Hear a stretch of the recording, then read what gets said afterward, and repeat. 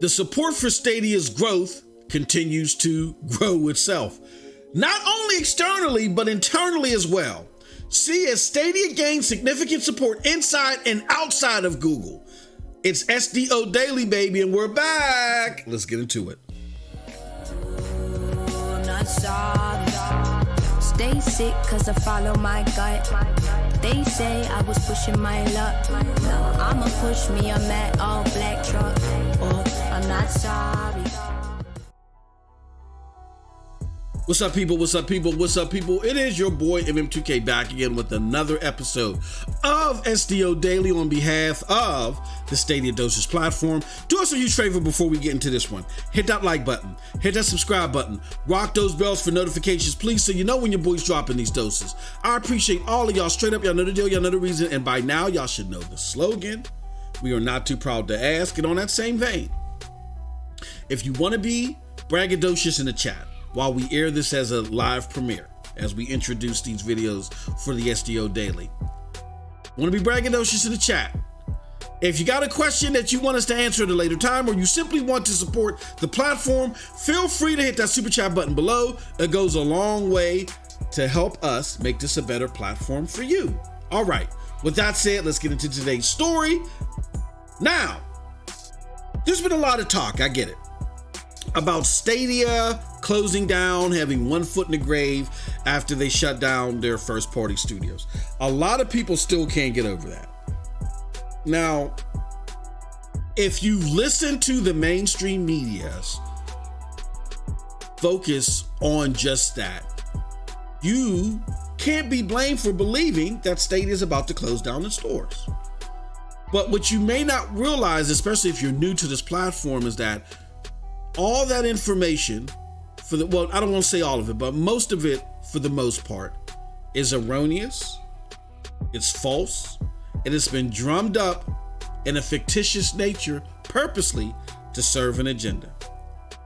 When Stadia closed down SG&E, their first party company, they told you what they were aiming to do by freeing up those resources. They weren't closing down Stadia. They've actually said several times over, Stadia is not going nowhere. They wanted to free up those resources to allow them to be able to bring over third-party games, the games that people want the most on the platform, faster. When they polled people time after time, exclusives were the last things that people asked to see on the platform. They said, I want to see the AAA games. I want to see the Call of Duties. I want to see the Overwatches. I want to see the Maddens and the FIFAs and, the Rainbow Six Sieges and stuff. I want to see those on the platform. And when the new ones of that nature come out day and date, I want to see them day and date on this platform. So Stadia had to free up resources in order to do that. They're a new platform. You can't just write blind checks unwillingly in order for you to get the things that you want. You got to have a revenue stream coming in. So when your investors look at this, they say, okay, all right, you're going to make these investments cool. But if you're just blindly writing checks and you don't have a noteworthy revenue stream coming in, it's not going to work. So you got to build, give people what they want, create that revenue stream, then you can build it even further, okay? So with that said, there is some notable support coming to the platform in multiple ways. We talked about in the past, well, first and foremost, Alphabet, the parent company of Google and Stadia, we were told on good authority that they've doubled down on Stadia. All right. And I've seen some stuff that'll make your jaws drop. Like, what?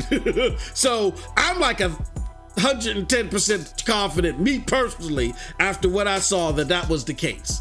That Alphabet is doubling down on Stadia. They're helping, they want Google and Stadia to get more in the trenches with the developers on development tools and things of that nature. And we're going to show you what their answer to that is shortly. All right. And then they're also working with their third-party partnerships and to make them stronger, to make them better, as noted in a Catherine Hassai interview that came out the same day that SG&E was closed. That kind of was like a precursor to what to expect in the future, and it flew over all of y'all's heads. But there's a reason why we kept bringing it up. So check out our previous content to get more information on that. But not only did we have all that, not only did we have Alphabet double down apparently on Stadia. Not only did we have Ubisoft create a Stadia-specific job function and hire for that, but now we got this. What is this? Well, let me show you something. This is a report from Digital Brothers, Digital Entertainment, and I believe this is the parent company of 505 Games. I correct me if I'm wrong in the comment section below, but I believe that's who the parent company is of 505, right? And 505 Games, if you're not familiar with them, they are the publisher for big time games like Control, Terraria, even Death Stranding on PC. They're really making a name for themselves within the recent years.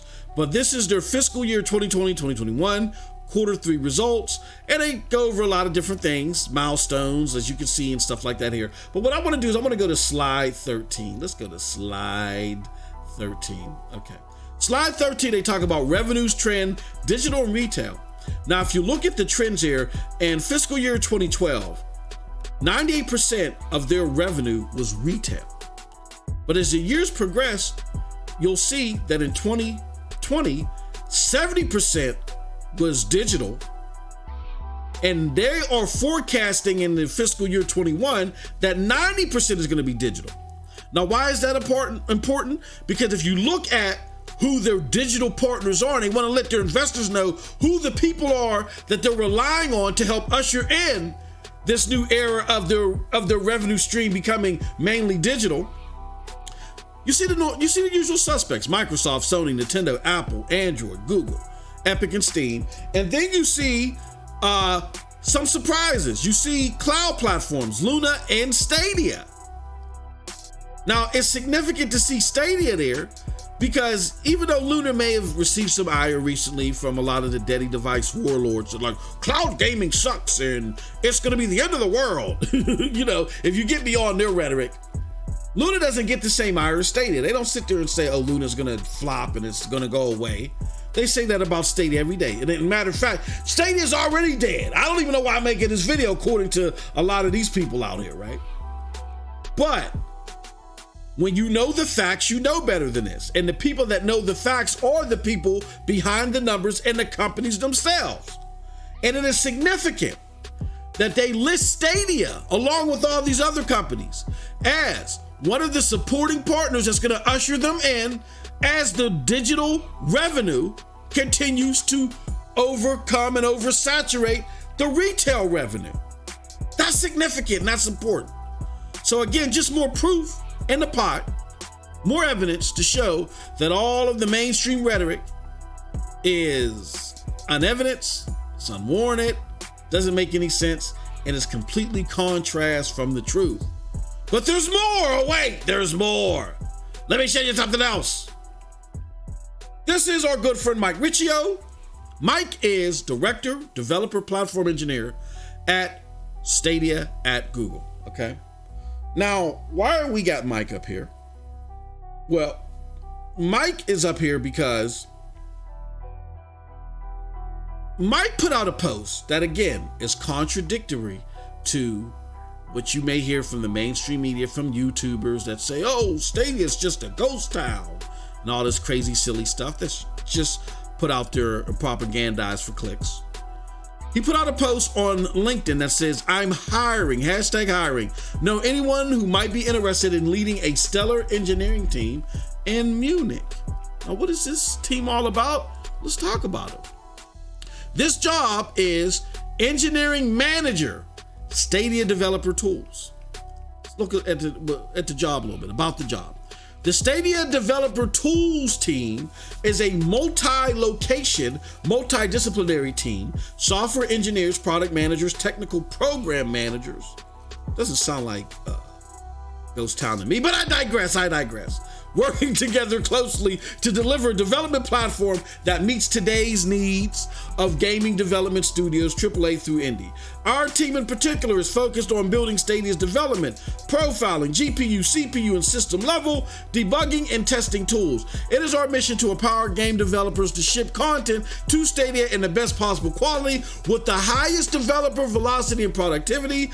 You would be leading a high-performing team of managers, technical leads, and software engineers who are responsible for delivering amazing tools to game developers that allow them to develop, debug, profile, and test their games on the Stadia game streaming platform. Again, you would be leading a high-performing team of managers, technical leads, and software engineers who are responsible for delivering amazing tools to game developers that allow them to develop, debug, profile, and test their games on the Stadia game streaming platform. It does not sound like that they are hiring somebody to be a head of a team that's only going to exist for a couple months. That utterly doesn't make any sense.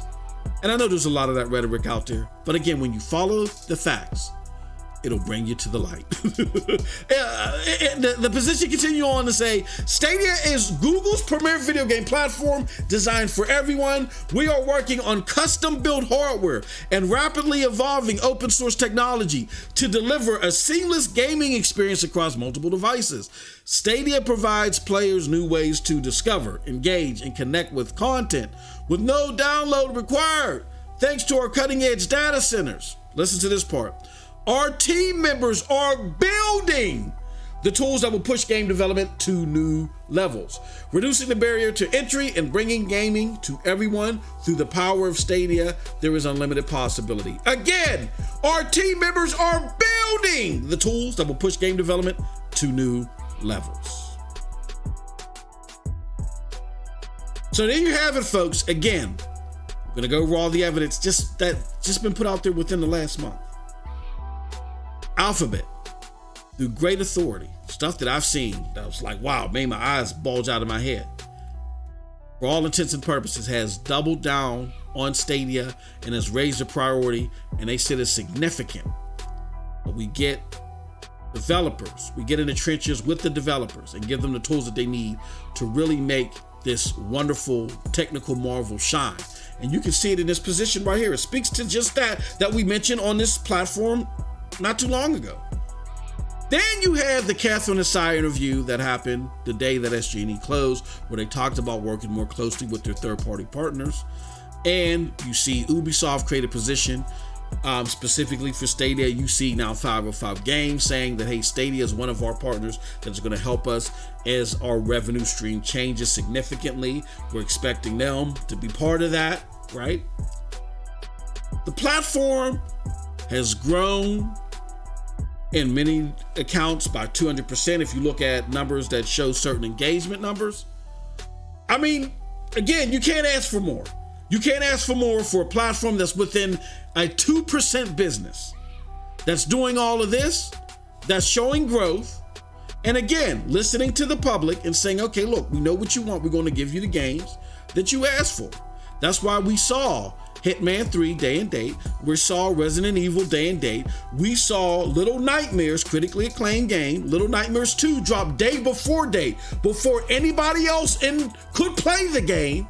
It was available in Google Stadia Pro, right?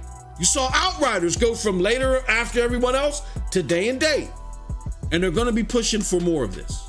So again, my message to you, if you're a Stadia platform enthusiast, continue on with your business, continue on loving those games and enjoying those games, not listen to the smoke and mirrors.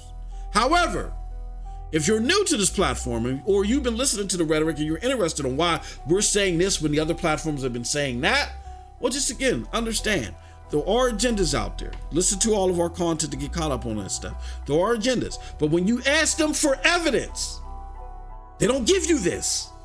They don't give you evidence. You just get nothing but rhetoric, conjecture, and at worst, lies. And with that said, that's it from your boy MM2K. Let me know what you think about all this in the comment section below, because like I always say, who cares what I think? But if you do like what I had to say, check out the links below to follow me. Those links will lead you to the Broadband Bullies, PNTS Network, Hard Knock Digital Culture, and yes, the Stadia Dosage. And with all that said, we appreciate and love all of y'all. Y'all have a wonderful gaming day. Peace.